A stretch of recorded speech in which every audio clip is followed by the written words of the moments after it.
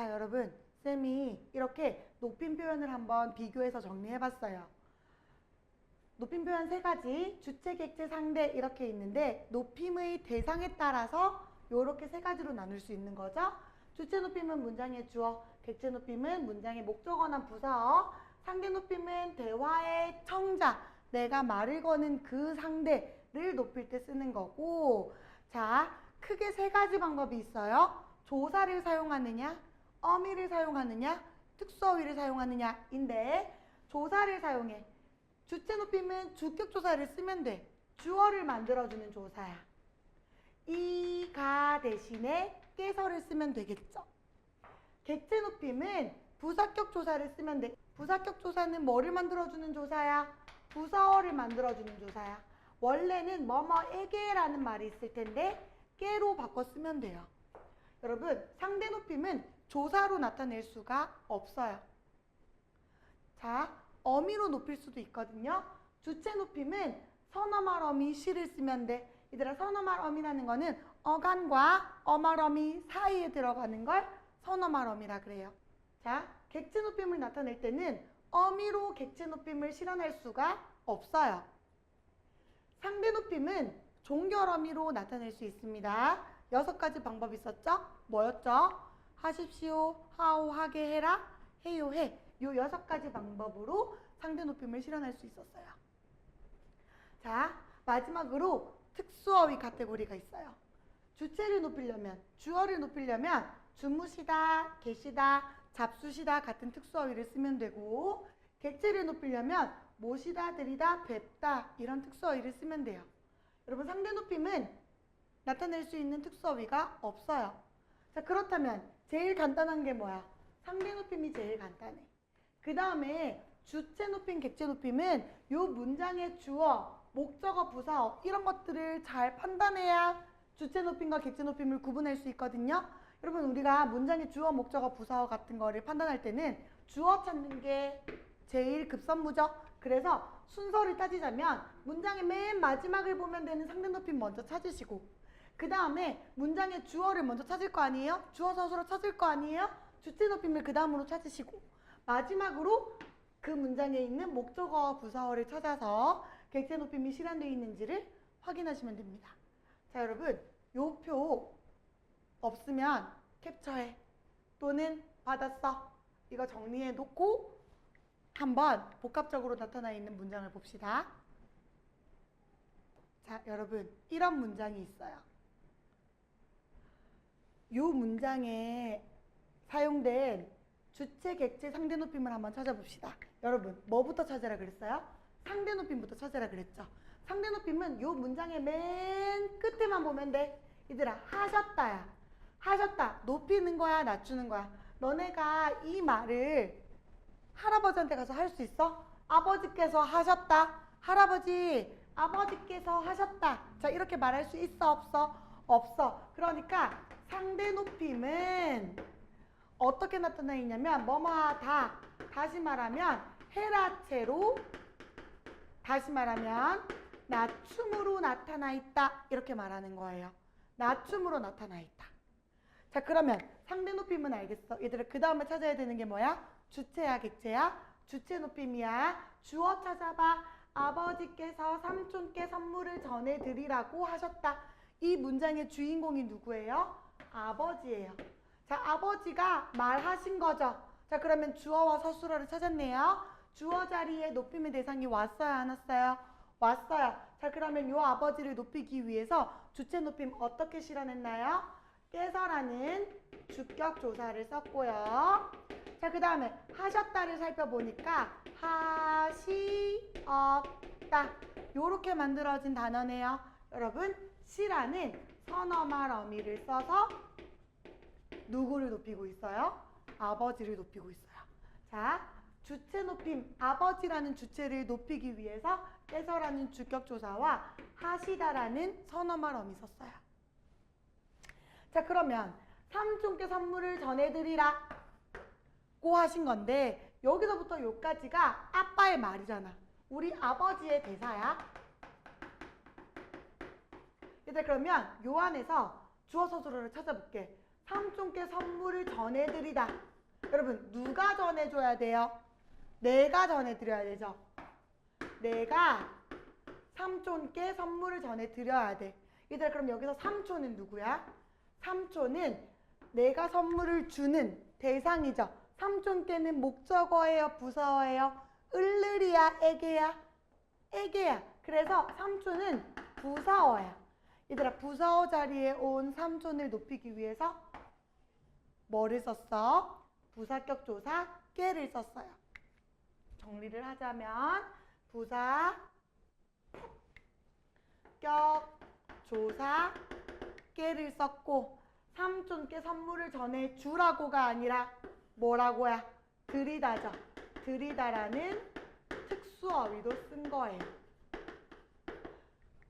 요렇게 세 가지를 전부 다 찾을 수 있어야 됩니다. 하셨다에서는 헤라체로 상대 높임을 낮춰서 실현했고 아버지께서 하셨다에서는 아버지라는 주어를 높이기 위해서 주격조사께서와 선어말어미 시를 썼고 그 다음에 삼촌께 선물을 전해드리다에서는 받는 삼촌을 선물을 받는 삼촌을 높이기 위해 부사격 조사 깨와 전해주다 대신에 전해드리다라는 특수어휘를 썼어요.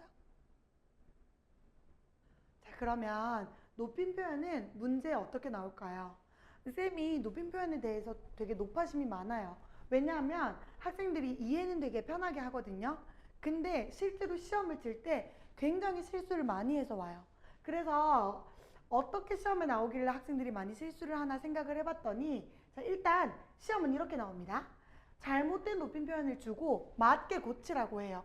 여러분 그러면 정확하게 높임 표현을 구사하는 방법 요거를 정확하게 알고 잘못된 문장을 분석할 수 있어야 요 첫 번째 문제 유형을 풀 수 있겠죠.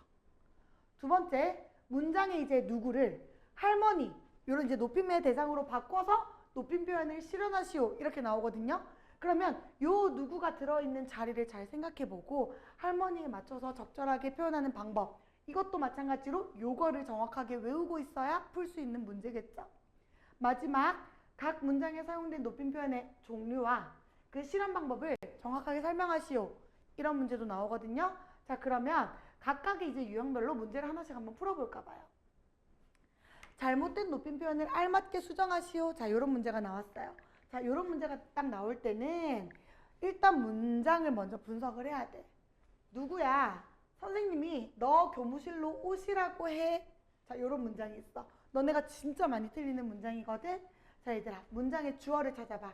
선생님이 너 교무실로 오시라고 해. 이제 누가 한 거야? 선생님이 여기서부터 요까지가 선생님의 말이죠.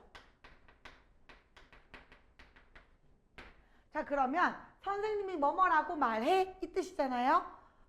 여러분 이거 싸가지 있어요? 싸가지 없어요? 싸가지 없죠? 왜냐하면 선생님은 주어 자리에 온 선생님이 높임의 대상이잖아요. 주어 자리에 선생님이 왔으니까 주체 높임을 써야 되겠네. 어떻게 할까? 선생님께서 너 교무실로 오시라고 해가 아니라 얘들아 하다에 선생님을 높여야지. 선어말어미 시 붙여야지. 하시어 다시 말해서 하셔 요렇게 고쳐야 돼요. 선생님께서 너 교무실로 오시라고 하셔 이렇게 고쳐야 돼요. 자 그럼 이제 여기를 고쳐놓고 선생님의 말을 이번에 한번 봅시다.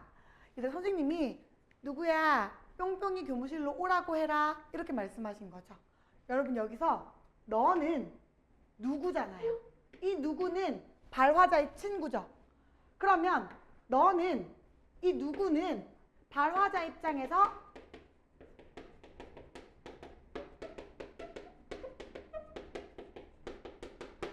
높일 대상이 맞나요? 아닌가요? 높일 대상이 아니에요. 자 그러면 요 문장의 주어 한번 생각해 볼게요. 요 문장, 요 괄호 안의 문장 네가 교무실로 오는 거지. 얘들 너는 교무실로 오시는 존재가 아니야. 왜냐하면 발화자 입장에서 높일 대상이 아니니까 너는 교무실에 오시는 게 아니라 너는 그냥 교무실에 오는 거야. 그래서 누구야? 너 누구야? 선생님께서 너 교무실로 오라고 하셔. 요게 맞는 문장인 거예요. 너 교무실로 오라고 하셔. 요렇게 고쳐야 돼요. 높임의 대상이 맞는지를 정확하게 확인하셔야 돼요. 자, 그러면 이번에는 두 번째 유형, 문장의 누군가를 할머니로 바꿔서 높임 표현을 한번 실현해봐라. 이런 문제가 나올 수 있거든요. 너 지금 가서 누구를 데리고 와. 얘들아, 누구 자리에 할머니를 넣어볼 거야. 자, 그러면 할머니라는 높임의 대상이 지금 무슨 자리에 왔어요? 주어 자리예요? 목적어 자리예요? 목적어 자리예요. 여러분, 목적어 자리에 왔기 때문에 무슨 높임을 실현해야 되겠어? 객체 높임을 실현해야 되겠지. 자, 얘들아, 객체 높임을 나타내는 방법 두 가지야. 뭐뭐께를 쓰거나 아니면 특수어휘를 쓰거나. 자, 여기서 께를 쓸 수 있나요? 아니요. 를 목적격 조사를 썼기 때문에 께는 방법이 안 돼요. 자, 그러면 너 지금 가서 할머니 데리고 와. 데리고 와. 안 되겠지. 얘들아, 데리다 대신에 무슨 말을 써야 되겠어? 모시고 와. 요렇게 특수어휘 하나 써서 객체 높임을 실현할 수 있을 것 같아요. 자, 하나 더 해봅시다. 집에 누구가 있다. 얘들아, 누구 대신에 할머니 한번 넣어볼게요. 집에 할머니가 있다. 자, 얘들아, 요 문장에서는 할머니, 주어 자리에 원래 높임의 대상이 아니었던 누구 대신에 할머니라는 높임의 대상이 왔죠.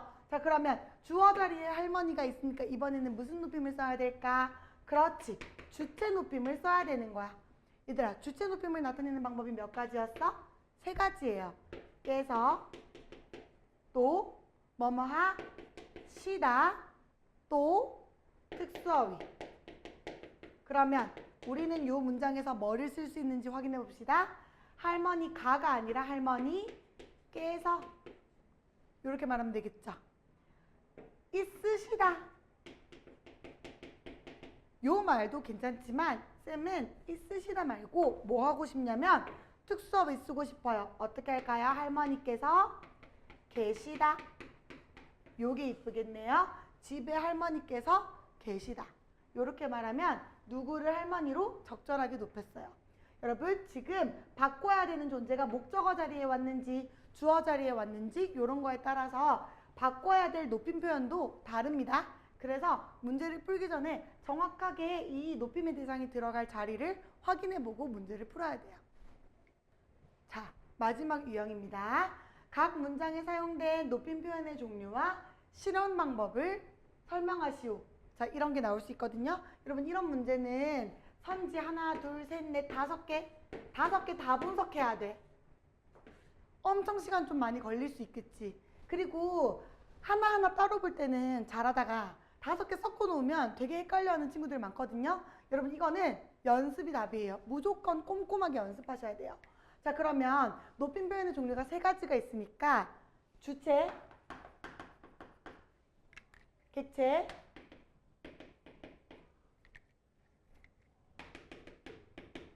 상대를 하나씩 한번 살펴볼게요. 얘들아, 뭐부터 하기로 했어? 상대부터 하고, 그 다음에 주체 보고, 그 다음에 객체 보기로 했죠. 자, 그러면 상대 높임 먼저 한번 확인해 봅시다. 상대 높임은 맨 마지막에만 보면 돼요. 부모님께서 할머니를 모시고 여행을 떠나요. 자, 맨 마지막 부분을 딱 봤더니 씁니다. 높임 표현 실현했어요. 네. 상대 높임 어떻게 실현했어요? 뭐뭐 하습니다. 뭐뭐 하셨습니다. 습니다라는 종결 어미를 통해서 높였어, 낮췄어? 높였어. 그지? 얘들아, 이거 하십시오, 하오, 하게, 해라, 해요, 해 중에 뭐겠어요? 하십시오체예요. 하십시오체로 상대 높임을 높임으로 실현했어요. 낮춤으로 실현한 게 아니라 높임으로 실현한 거예요. 자, 그러면 이번에는 주체 높임 한번 살펴볼까요? 자, 주체 높임, 주어 먼저 찾아야지. 부모님께서 할머니를 모시고 여행을 떠나셨습니다. 얘들아, 이 문장의 주어가 누구야? 부모님이야, 그쵸? 자, 그러면 부모님이라는 존재는 높임의 대상이 맞아, 아니야? 맞아. 그래서 주체 높임을 실현하는 방법 세 가지 중에서 뭐뭐가 들어가 있는지 확인해 볼 거예요. 자, 깨서라는 주격조사 썼나요? 네. 자, 요것도 주체 높임을 실현하기 위한 방법일 것이고, 할머니를 모시고 여행을 떠나셨습니다. 자, 여기를 봤더니 떠나다라는 말에 쉬었습니다. 요렇게 붙어 있어요. 여러분, 그러면 이 중에서 시라는 거는 주체 높임의 선어말 어미예요. 그러면 요 글에는 주체 높임을 실현하기 위해서 주격조사 깨서와 떠나시다의 시, 주체 높임의 선어말 어미 시 두 가지를 썼구나 확인할 수 있죠. 마지막으로 객체 높임 한번 확인해 볼게요. 여러분, 객체도 높임의 대상인가요? 네. 주어, 부모님께서 누구를 모시고 갔어? 할머니를 모시고 갔죠. 여러분, 목적어 자리에 높임의 대상인 할머니가 들어와 있어요. 그러면 할머니를 높이기 위해서 어떻게 했어? 얘들아, 객체 높임은 두 가지야. 부사격 조사 깨 또는 특수어휘.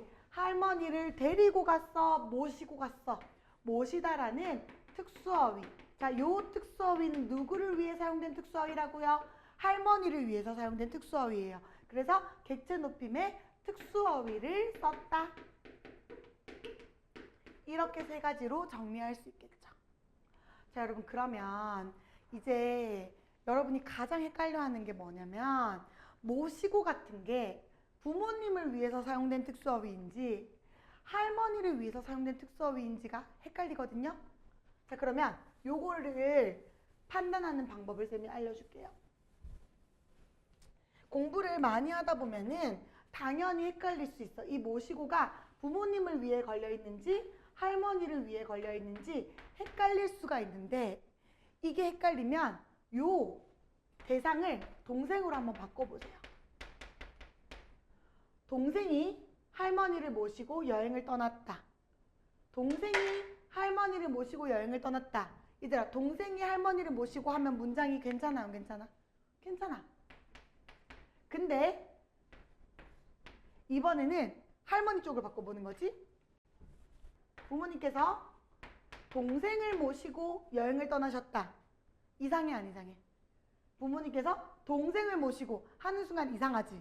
왜? 모시고라는 말은 목적어를 높이는 말이거든요. 근데 그 자리에 동생이 들어와 버리니까 이상한 거예요.